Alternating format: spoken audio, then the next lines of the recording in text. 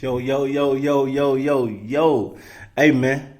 What's going on, man? All right, man. Welcome back to the Sports Corner Podcast. We still keeping this name as the Sports Corner Podcast. I ain't changing it. As you can see, man, we trying different things. We doing that's why you see I got two mics. I got the video over here. I got the audio over here. We're going to keep trying to build this thing, man. First of all, to my podcast people that have been asking about the podcast, we back. All right, we back. We back. We ain't going nowhere. We here to stay. I know y'all like, damn, dog, you always say that. I know. My bad. But hey, man, listen. Shout out to my guy. One of my favorite new young artists. I'm starting to get into him now. Moneybagg Yo. He got a song where he say, "I got time today," and so that's how we're gonna start this podcast with. I got time today. So we gonna motherfucking party today. Now let me say something to the people that watch my YouTube channel. Top Line Sports Football, Top Line Sport Basketball. Make sure you guys are subscribed.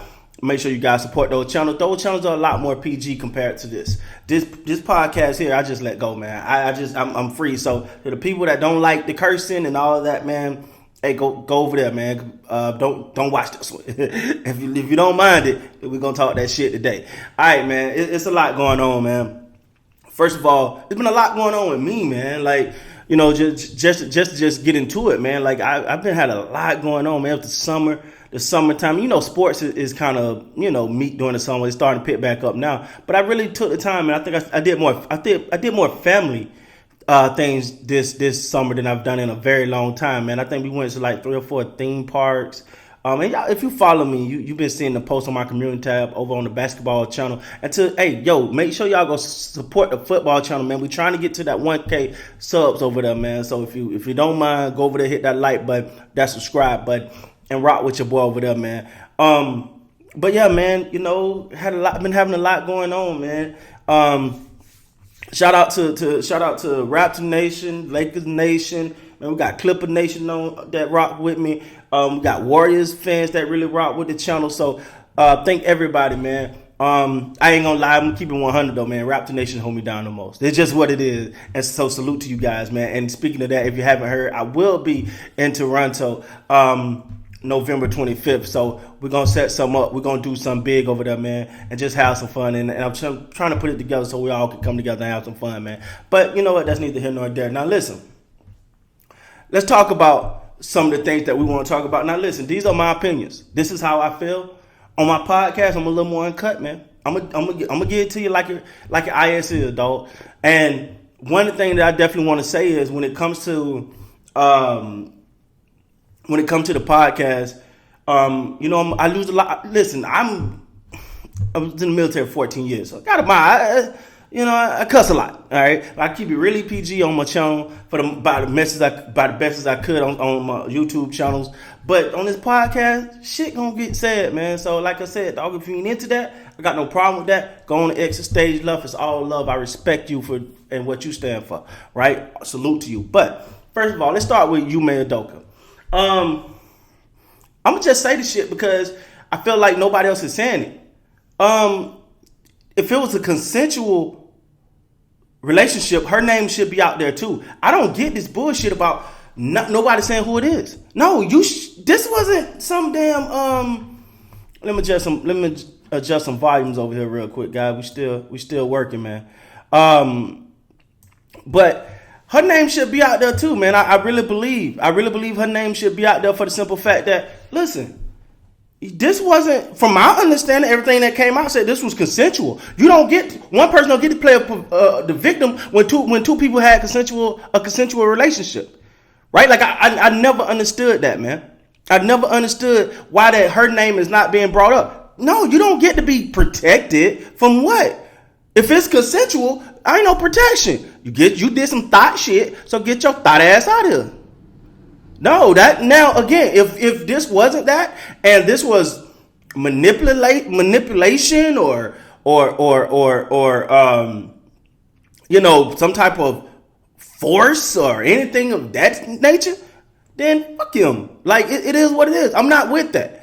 You know what I'm saying? But if these were consensual people having a consensual relationship, her identity do not get withheld. We should know who she is too, because y'all took the opportunity to blast this man. And granted, he cheated on his fiance. He did all that bullshit. Cool. Let me tell you another thing why I don't believe it was anything to an extreme standard. For one reason. Do you think if Ime Udoka had actually, I don't know, like sexually harassed or even went further than that, I don't even want to say the word because it fucking disgusts me, but went further than that, do you think they would still have him on the team? They would cut him. Nah, he fired. The fact of the matter is, Ime Udoka probably did some. He was smashing his chick. Let's keep it real. He was smashing her, who was married to a top level executive within that organization, and it probably pissed him off. And so it's like, damn, we gotta figure something out here. All right, you're suspended for a year. Now, to me, I got several. Listen. Again, let me make my stance firm on this, man, because people come out and say all type of shit and be like, oh well, Chris, you're saying that you're a victim. No. If he did anything that was not consensual, mollywop his ass, as far as I'm concerned. If he did anything that would be considered not consensual, then fuck him. Like, get him out of here. But if it's consensual, these are two people that are having a consensual affair, because that's what it was. They both was in relationships and they decided to go other routes and deal with each other. If there were two people that did this, then she don't get no motherfucking protection. Why? You did some whole shit. You don't get protection. There's no whole protection out here. Your name should be front and center. You know what I'm saying? We're going, like I said, man, this podcast here, bro, we going to talk that shit. I got time today, and we going to motherfucking pod today. All right? Again, I'm not changing my stance on that. There's no way that this man should be just plastered. He did this. Oh, he did that. Oh, he did this. Meanwhile, Brett Favre stealing money from the richest from the poorest people in the country. But we'll get to that in a minute. You didn't think I was going to talk about that shit too? Oh, no, we going in today, baby. We going motherfucking pod today. So, this is the thing. When it comes to Ime Udoka, was he wrong? Yeah. He cheated on his fiance. If everything was consensual, then that's the only thing he done. Or probably violated team policy. No fraternization. I get it. I'm saying, talking to somebody who was in the military for 14 years. I know no fraternization. I've wrote some of those council statements to help get some people out of the military just for that. So I know the rules. I know what you can and cannot fucking do. So that's cool. If you want to fire him, then do that. But if he having consensual, but the thing is, why? Then what is her punishment? Because if she had a consensual relationship with this man, her ass need to go too. No. Do she get to keep her position and play victim? See, that's my motherfucking problem. You don't get to play victim when you was a willing participant. You're not a victim. Again, this is if there was anything that happened. If anything, listen, what I'm saying is, if anything happened that was not fucking consensual, then he's a piece of shit. Throw him away. I don't care. If you force anyone to do something against their will, you're a piece of shit. Fuck you. Get him out of here. Cool. But I will say this. If it was just consensual, then she ain't innocent in this. And I don't give a damn about nobody trying to protect their innocence. It's just what it is. If this was consensual, you don't get to play fucking victim. I can't stand people playing victim when they really not fucking victims. I'm just going to be real with you. Like, if you was done wrong, I hope you get your justice. But if you wasn't done wrong, but now you just want to be a victim, oh, fuck you. Again, that's if everything was consensual. You don't get to have this man just hung up on a cross, for lack of better terms, and then be like, oh, well, let's protect me. And I'm gonna talk about some other shit, man. I'm gonna say this too, and you can agree, disagree, whatever. But We all know the history in Boston. But let me ask you this though, because apparently this been going on. Now these are what's coming out again. These could be all rumors, but this been going on. Apparently it wasn't just her. Apparently he was just running through smashing shit. You know, first of all, Neil Long, please exit stage left. This guy ain't the guy for you. All right, fuck him. Like, but apparently there was multiple women. But I've never heard he forced no woman. He might have came with someone, said something, and if he's sexually harassed someone or fucking did any of that, fuck him. All right, fuck him. If he did anything like that, made a sexual advance or a comment, because I read that he made some comments to some women that wasn't wanted. All right, then fuck him. You don't get a pass for that. Fuck you. But apparently he was I don't know. Maybe dude got an addiction. I don't fucking know. But if that's the case, and this was going on throughout his time there, which is weird because you waited till after the season started bringing this up. You know what I'm saying? Hey, let's win though. So you prioritize winning. Huh? Can we talk that shit? You prioritize winning over this. You prioritize winning. If now, again, this is all rumored out there and speculation, so I could be dead ass wrong. And if I am, I fucking apologize right now. But apparently, this was going on, and he was messing with women and whatever within the organization. And if they were all willing, then whatever. You know what I'm saying? Now, again, I keep saying this because I know someone gonna take what I'm saying and take this shit out of context, because that's what people fucking do. But if you was a willing participant and you did that shit and he didn't force you or nothing like that and you gave up some box, hey, you was on some hoe shit. And now you don't get to play victim for being a hoe. Like, I'm sorry. I'm sorry. Like, I just don't get that part. But anyway, man, apparently there were multiple women. Again, all this is still coming out. No, Matt Barnes stood up first, then he said, oh, it's more details, we don't know. But let me say this. My only thing is, if the Boston Celtics felt like there was anything on another level, taking this to harassment or assault, on any other level, I don't think he'll still be in the organization. You can't justify keeping him on that organization if anything like that happened. That'd be the worst move Boston ever made. So that's why I believe it was consensual, but he was probably doing multiple or whatever. But he also smashed a top executive, they won't say his name, wife. First of all, Mr. Top Executive, you need to let that bitch go immediately. Straight up. You need to let her go immediately. Because, damn, not only did she smash the dude that was in your organization, not only that, but smash somebody that's obviously below you, as far as rank structure within the organization. If somebody below you could talk out of her drawers, then I don't know why you still would have thought. But anyway, we'll keep it moving. But I got a question, man. Real shit. What's the Boston Celtics role in this? Because they come out and say things like, we've been investigating and we want to protect these women and all of this here. But they hold some culpability. The Boston Celtics hold some culpability in this. Because if he's for lack of a better term, menace to the organization, he just around here just slanging wood. He just slanging wood in everybody. First of all, I don't know.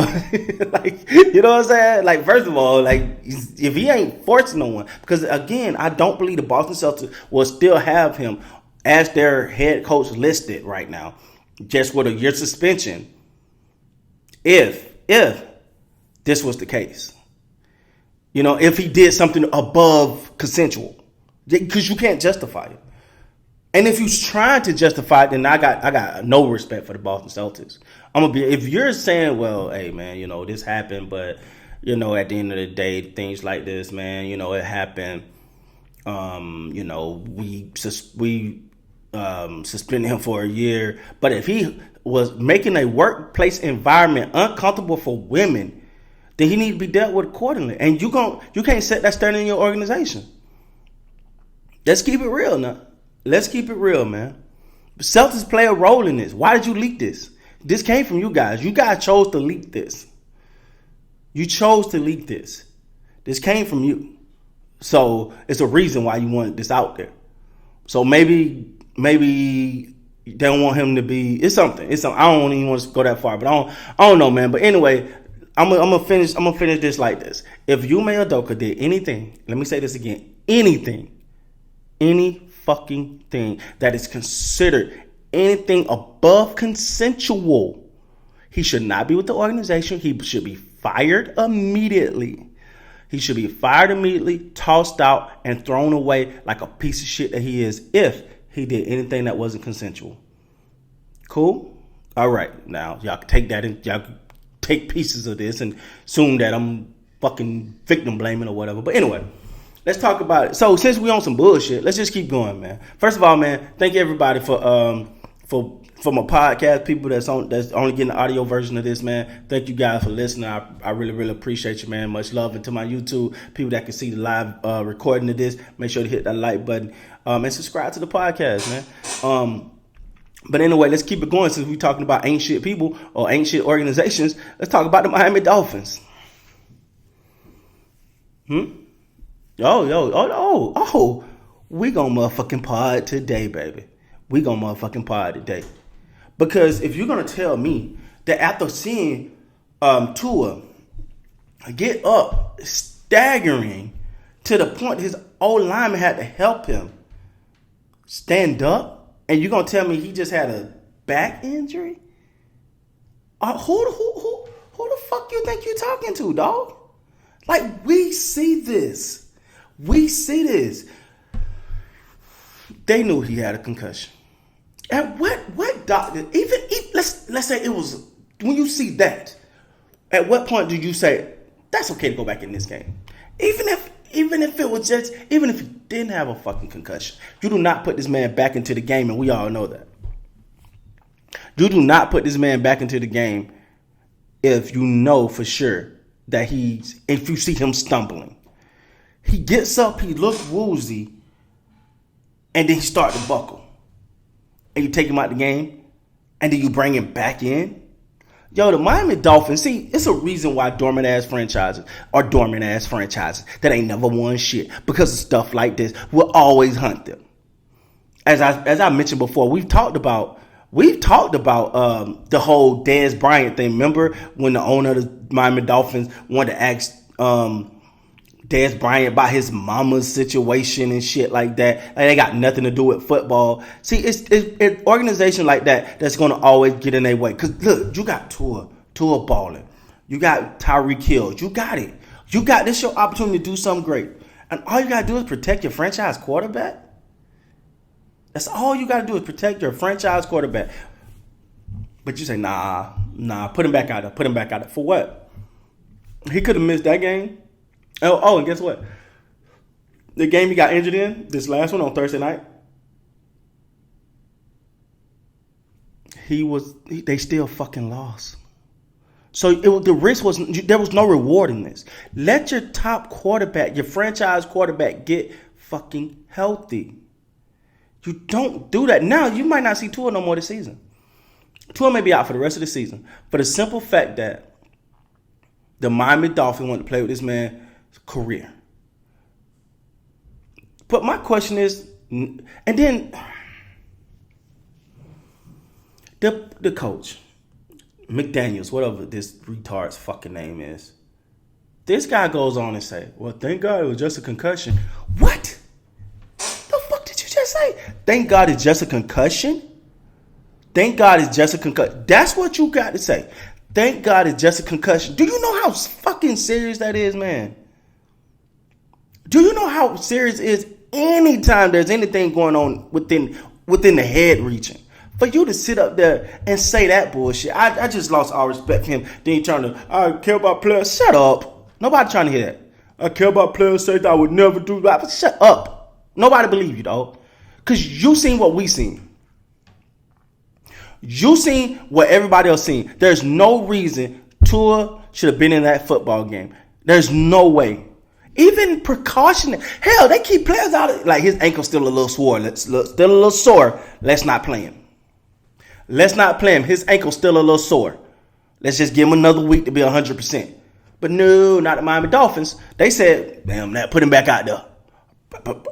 Put him back out there. Really, dog. Fucking really. The Miami Dolphins to me, and some people, I made a video about this on my football channel that I hope you subscribe to.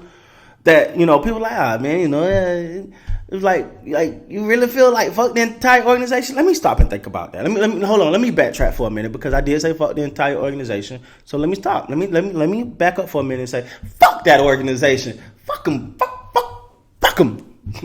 Fuck them. That's how I feel about that organization.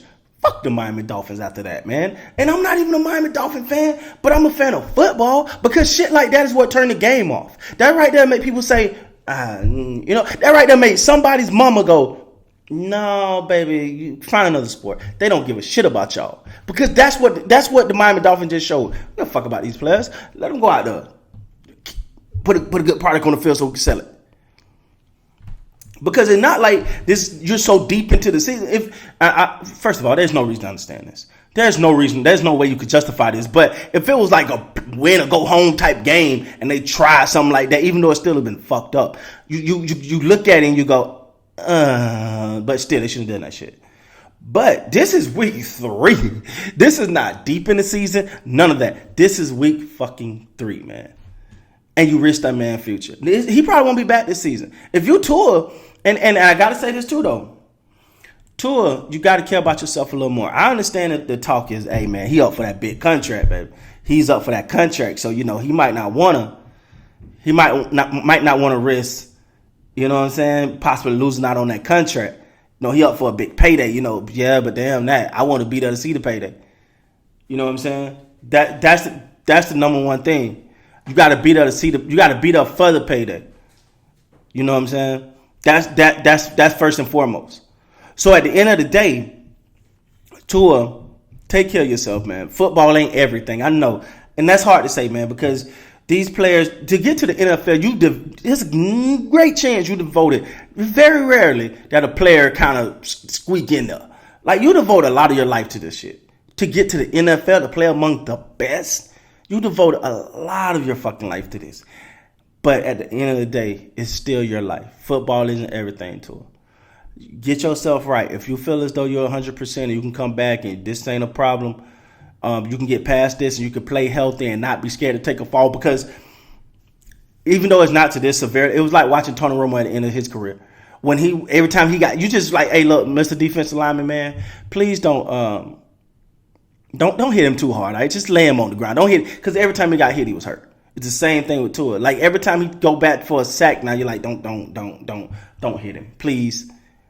It always make the games hard. Well, I don't know if I can watch him play again because I don't want to see him take a hit. Because I'm afraid he gonna take a hit and his head gonna go back, and it's over. When that man fell Thursday night, did anyone see his fucking hands? That man, his hands started to he was just. It's like he wasn't having control of his fucking body. No sport in the world. Do you know how terrifying that had to be for his family? Do anybody understand how terrifying that shit is? To see that your loved one out there on the field like that? That ain't fucking normal. That's not fucking normal. So for him to have to deal with that, or for his family to have to go with that, and say he got a little culpability in this too. He play a part because he was willing to fucking do it. Tua, it's not worth it. It's not fucking worth it. Now, to the what they call it, whatever they call them, the neurologist or whatever, and the medical examiner or whatever that said, hey, he's good to go. Fuck you. You know that man wasn't good to go. Y'all knew he was not good to go, but you choose to put him back on the field. Why? What are you going to get from that? You choose, and what? Like, you had other GMs come out. You got other GMs, other doctor. Hell, I heard. I watched YouTube videos on the doctor who talked about this. It was like, there's no way he should have been out there. He shouldn't be playing no time soon. This on you. Now, this is just a doctor looking that ain't even had to physically examine him. You looked at that shit and said, nah, he shouldn't be out there, man. They should not be playing him. No. And then for them to come back and say, oh, it's just a back injury. I don't know. But if I hurt my back, what's the first thing I'm going to grab when it hurts? My back. If I kick you in your leg right now, you're going to grab your leg. If I punch you in the face, you're going to grab your face. Why, you trying to hit me back, problem? But you're going to grab your... There was no point where Tua went, my back. No point. At no point did that happen. So for you to sit there and try to tell me that Tua had a back injury, who the fuck you think you're talking to? All right? Who do you think you're talking to? We can see. We got eyes. We're not dumb. You prioritize a game over a man's life, and you're a piece of shit for that. The Miami Dolphins organization, the medical examiner, the neurologist, whatever the hell they calling these people, y'all are pieces of shit for putting that man's life at risk for a motherfucking game. I'm not changing my stance. Fuck the Miami Dolphins, and I'm from Florida, but fuck the Miami Dolphins, that entire organization, and to the players, y'all supposed to be family. Nope. Now I know it's hard to tell somebody not to, so I'm not putting all this on the players. No, I'm not putting a lot of this on the players. But somebody got to go grab dog and say, "Hey man, no, bro, no, we're not doing that. Hey man, just chill, bro. We got it. Nah, you good, man. Get right, bro. Cause y'all supposed to be a family, right? Somebody supposed to go, hey, bro, you good, man. Just chill, bro. Just chill. We got you. We're gonna hold it down for you, man. Just chill out. Get right, man. Get right."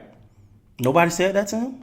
Somebody supposed to go to the coach and go, "Hey, coach, hey, can you not? I don't think he's ready, man. Like, I don't think he's ready to get back on his court. On his field right now." So, but nobody said nothing. Okay, cool. Tyreek Hill, you always hollering about, Tua this, Tua that, Tua this, Tua that. You didn't step up for your dog. I'm just asking because that's what you're supposed to do. Hey, man, I don't think he's ready, man. Hey, coach, let's not do this. You know what I'm saying? But anyway, man, I digress. I think the Miami Dolphins organization is a piece of shit, just a collection of shit. The doctors and everybody that approved them going back into that game, let alone playing that next game, are all pieces of shit.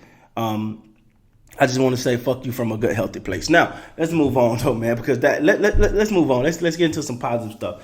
Well, hold on. I wasn't even gonna talk about this right here, but I'm gonna go ahead and get into it now.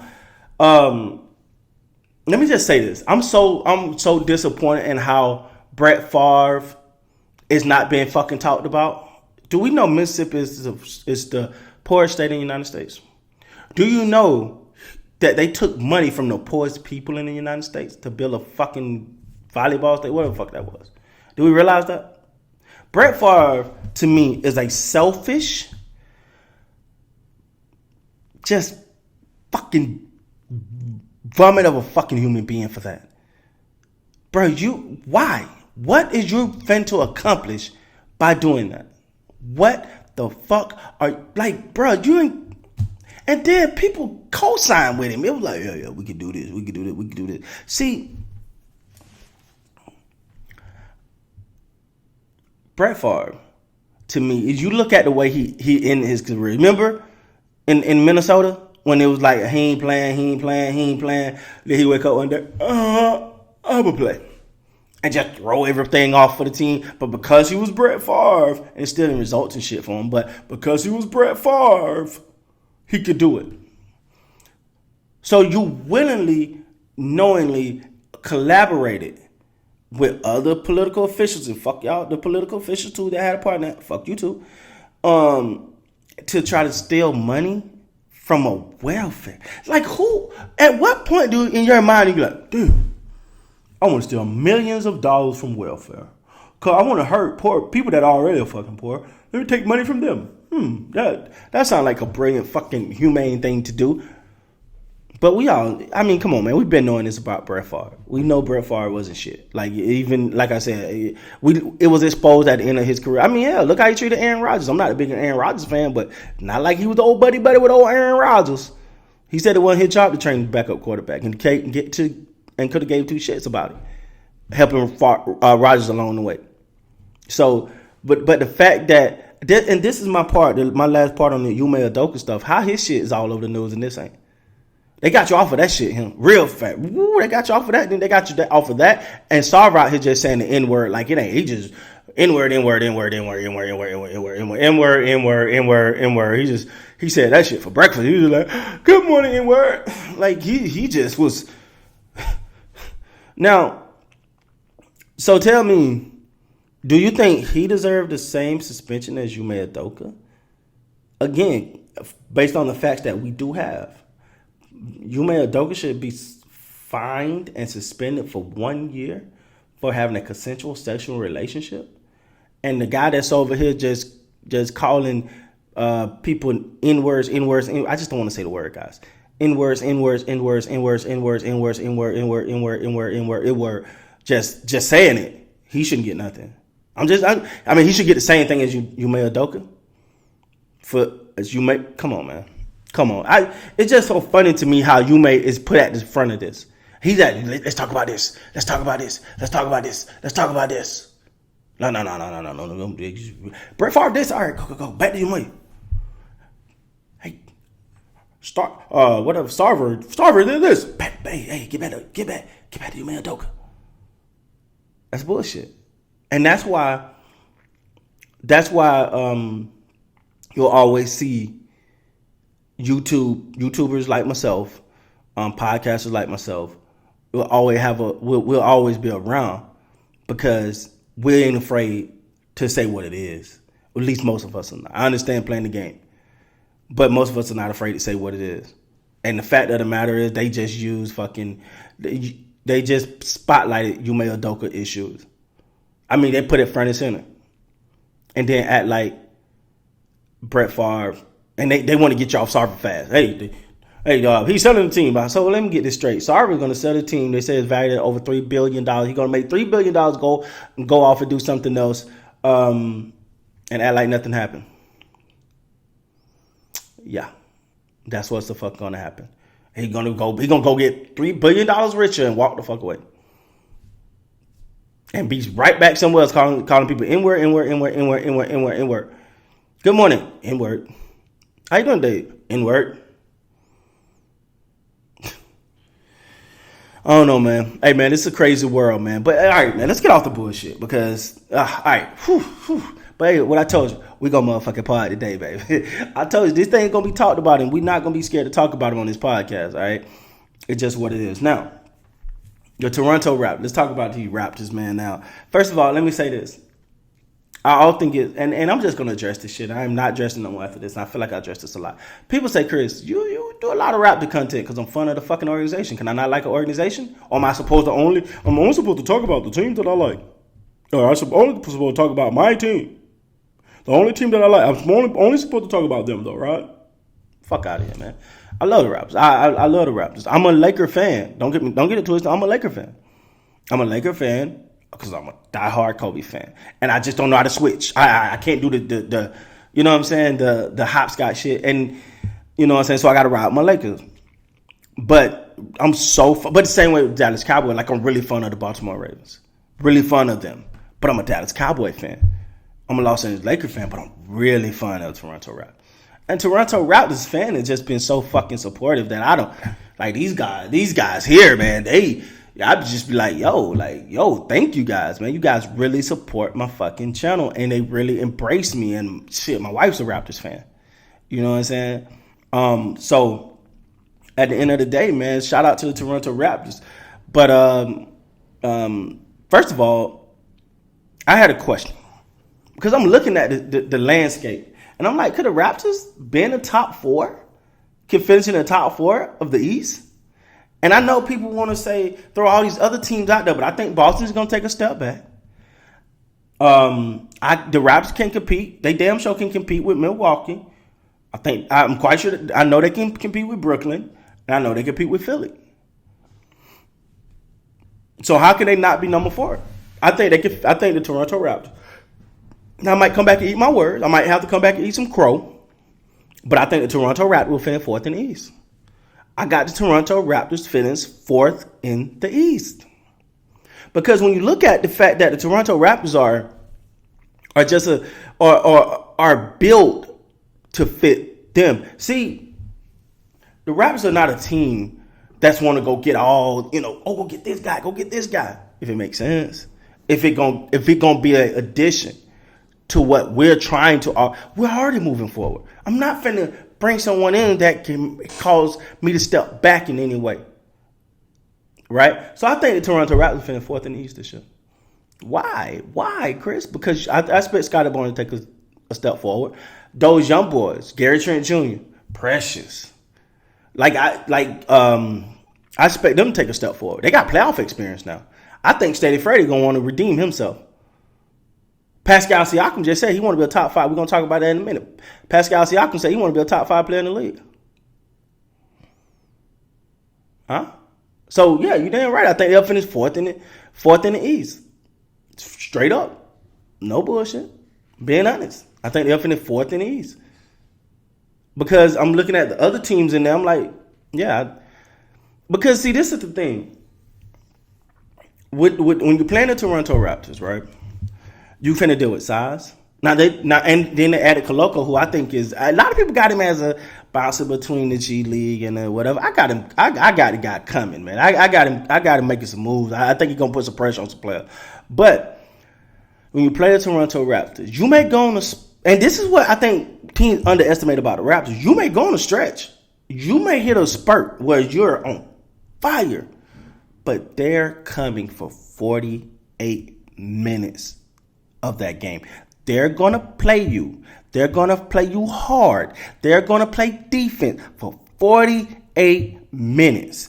And that's why when people are like, they overachieved last year. No, they didn't. No, they didn't. You just didn't see it coming. They didn't overachieve because they did what they always do. It's like when you see them not putting in energy and effort, you're almost like, what the hell? What's wrong with them? It's not a spurt of defense with them. It's the entire game. And that's hard to replicate. But that's the culture. When you look at a team that's together, when you look at a team that's really, really fighting and really building something, you got to look at Toronto Raptors and be like, yo, this team, they the sleeping giant. I forgot the article that I actually did a video on it too, that said that the Toronto Raptors are the sleeping giants of the East. They are the sleeping giants of the East. And people are going to, when they wake up and realize it's going to be too damn late, and then you got to deal with these boys coming hard. Because I think it's almost a shock. Because nobody look at the Raptors on their schedule and go, ooh, that's about to be a tough game. They be like, okay, here we go. And then they get in there like, yo, these boys are balling. They're scrappy. It's like watching Miami and Toronto play each other. Oh, those are some of the best games right there. Those are some of the best games right there. For the simple fact that those are two scrappy teams. They're going to play defense. They're going to play hard. And they're going to fight to the end. That's it. That's it. So I say all this to say, man, Toronto, I got them finished fourth in the East. Steady Freddie, is this a make it or break it year for Steady Freddie? That's the question I had, man. Is this a make it or break it year for Steady Freddie? The reason why I'm asking that question is because Fred VanVleet, he made his first All-Star game. He can knock down threes with the best of them when he get on his streak. But then also sometimes that two things that I think plague him at times is his ability to finish in traffic and his size. There's nothing you can fix about his size. It's nothing you can fix about it. So sometimes I think when as a smaller guard, when he goes into that middle, it becomes congested, and sometimes he either get like swallowed in there or he has to just try to back out and try to find something. So. But I think, unless you got someone, unless you see a big leap from someone, I think they're gonna get a deal done with Steady Freddie. But I gotta be honest though, when you listen to the organization and listen to people talk about the core, you starting to hear Steady Freddie's name a lot less. You hear Pascal, you hear obviously Scottie Barnes, you hear certain people. But you're starting to hear Steady Freddie name a little less. I don't know. Maybe I'm tripping, but that's how it seemed to me, man. And last thing I want to talk about with the Toronto Raptors is Is Scotty is Pascal? I'm sorry, I almost said Scotty Barnes. Is Pascal Siakam? Is he capable of being a top 5 player in this league? Because he said that's his goal. That's his goal, to be a top 5 player in this league. So if we're talking top 5 players in this league, you're talking Giannis. You're talking Steph. You're talking Luka in there, maybe. I still got Kevin Durant's a top 5. I mean that's hard. Do you see a scenario where Pascal can supplant those guys? You know, and I'm quite sure I'm forgetting somebody on this list too, man, of top 5s. Yeah. So, but when it comes down to it, you look at it: Giannis, Steph, KD. Yeah, I mean, and then Luka, you got to put him in Jokic. I mean, Joel Embiid. Do you think Pascal Siakam can crack those guys? Can be better than those guys? Do I think the potential is there? Yeah, but we got to see it. That's why I'm on a wait and see approach on that. But hey, I got no problem with him wanting that. None. No problem whatsoever with him wanting to be a top 5 player in this league. For the simple fact that you supposed to. You supposed to want to be. What is he? Man. Oof, if I could be, as long as I'm in the top 50, cuz I'm cool. If I ever hear that from a player, you're no longer my favorite no more. I'm not even listening to you. You should want to be among the best. So I love the aspiration. I love the motivation. Now go do it. If he can achieve that, Raptors win the championships. If he can achieve that top 5 status as an NBA player, the Raptors are winning championships. With the S, because Scotty Barnes is coming, man. Scotty Barnes is that guy is so damn amazing in the sense of putting the work in, getting better, not being satisfied, being hungry, making adjustments. I think the Raptors found a needle in a haystack with that young man. I'm just gonna be honest. I think the Raptors found a needle in a haystack with Scotty Barnes. No other way to put it. No other way to put it. The Toronto Raptors found a needle in a haystack with him. And I'm interested to see how he put it all together this year because you know me, I'm big on year 2 because I seen it 1 year. Same thing with Michael Parsons from the Dallas Cowboys. We're going to talk about that in a minute too. Year 1, all right, cool. You the man. You know, people had to adjust to you, still getting. Oh, year 2, they see you coming. They know you. They know you're coming. Are they going to be able to handle that? Are they going to be able to stop you because they can make adjustments? Or are you going to get better than what you previously showed them?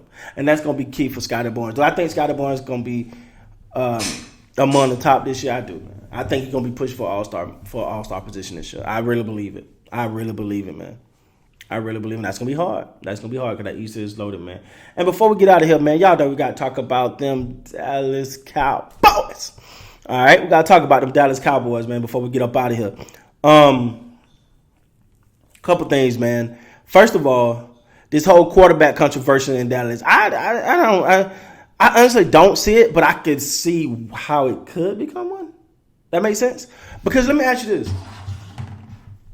Let's say Cooper Rush win against the Commanders, win against Philly. Win against the Rams, then win against Philly. He ended up being 5-0, 6-0 as a starter, and the team is rolling, and he's not turning the ball over. They're not winning. They're not winning in spite of him, but he's a reason why they're winning. He plays his part. Do you break that up to bring that back in? So best case scenario for Dallas is Cooper Rush have a abysmal game, one of these games, so they can like, let's get back to that. All right, that was cool, that was fun. Now let's get back to that. Because if they don't, and he continue to, because I think he's getting better. I think he looked better against New York. Now it is New York, but he looked better against New York, just from a mechanical confidence standpoint than he did it against Cincinnati. You know. So if he can continue to build on that and get better and better and better and better and better, there might be a little controversy in Dallas. Because do you take away the momentum, the rhythm that the players have with Cooper Rush? Do you stop that to throw Dak back in there? Now, there's another part we have to talk about because Dak did get his money. Then they owe Dak a hell of a lot of money. So now, do you want to see all your investment just sit there on the bench? Now, in case you wonder what Chris stand at on all of this, I just want to win. I wouldn't give a damn if it was I don't care if it was Mark Sanchez throwing the ball if we winning. I just want to win because I'm tired of losing, man. God damn. I'm so tired of losing as a Cowboy fan because every year is like, this might be. It's every time. Every year. So if Cooper Rush can get us get us at least to an NFC Championship game, then in Rush I trust. Damn a Dak. That's how I feel. Like, I want to win. Whoever gives me the best opportunity to win, man, that's who I want to be with. That's who I'm riding with. Now, do I think Dak give us the best opportunity to win? Yes. I think Dak is just better than Cooper Rush. I just do. But at the same time, and if you Dak, you're kind of like, all right, man, I need to get back. He putting a little too much on tape right now. It makes me a little uncomfortable. I think Dak plays better when he got somebody biting at his heels, too. If you look at that season where he thought Tony Romo was coming back to take his job, he played very good. You go back to Mississippi State when he thought that when he took someone else's job and he knew that it was a chance that person could get that job back, he played very well. I think with him just being the guy, bring a little level of comfort. You might not stay in that film room as late as you want, as late as you should. You might not put that little extra in, but when you know somebody looking at your job like, I want that. Oh, that'll make you put that work in. That'll make you put that damn work in right there, man. But hey, man, listen, the Cowboys, they're it's the same thing. Now, I want to say they got to beat somebody. They did beat Cincinnati, but at the same time, Cincinnati don't look that good. But that Cowboys defense definitely looked legit. But then again, they played a banged up offensive line in Tampa. Cincinnati offensive line make you want to throw up in your mouth, and the Giants offensive line ain't no better. So you want to say that defense is just ferocious, but you want to see it against a good O-line. That's the next check for them. That's the next step for the Dallas Cowboys defense is being able to do that in front of against a good O-line. Like, that's going to be key. Now, Micah Parsons, that's my favorite player in the NFL right now, Micah Parsons is my favorite player. The question is he the best defensive player in the league right now? Now, that's hard. Now, J.J. Watt had something to say about that. Not J.J. T.J. Watt, I'm sorry, had something to say about that prior to, his unfortunate injury. But Micah just looked on another level. Now, he didn't get any sacks Monday night against the Giants, and that's fine.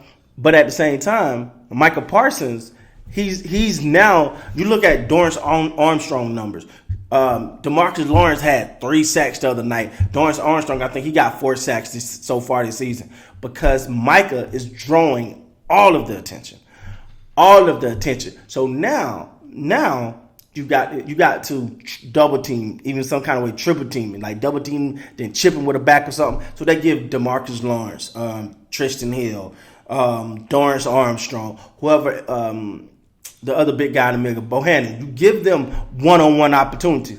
And all you have to do is beat the guy in front of you. Oh, that opened up many doors right there. So even though Micah Parsons may go, because he's going to get a lot of attention now, but even with all of that, you still got to look at him as one of the best. Because he's garnering that level of attention, you got to look at him and say he's among the top in the league right now. So it's going to be interesting, man, to see if Micah Parsons is that guy, man. And I really do not believe that Micah Parsons is at Lawrence Taylor level yet. Lawrence Taylor did come out and say, Micah got to do this for let me see if he can do it for 13 years. Look like he's going to do it for 2. He still got 11 more to do it, though. So we'll see how all that pans out, man. As we get ready to close up this podcast, man, I just want to say thank everybody on the YouTube. I want to say thank everybody on all my audio formats. Man, thank everybody for just helping me get this thing back started, man. We back. You know what I'm saying? Let me just say this, man. I thank you guys for giving me the motivation to continue to do this. Like I said, on this podcast channel, man, as you'll hear me say a lot as we go through this, we gonna pod today, baby. We gonna fucking pod today. Thank you guys again. I appreciate you. You guys mean the world to me. Let's keep building this thing. Make sure to subscribe to Top Line Sports, both basketball and football. Subscribe to the podcast channel. Man, we working, man. We working. We back as the NBA season get ready to kick off. We already know we in week 3 of the NFL. The NFL season really about to start now. It's about week 4 when you start to see things take off, right? That's about the time when you start to see things go to another level.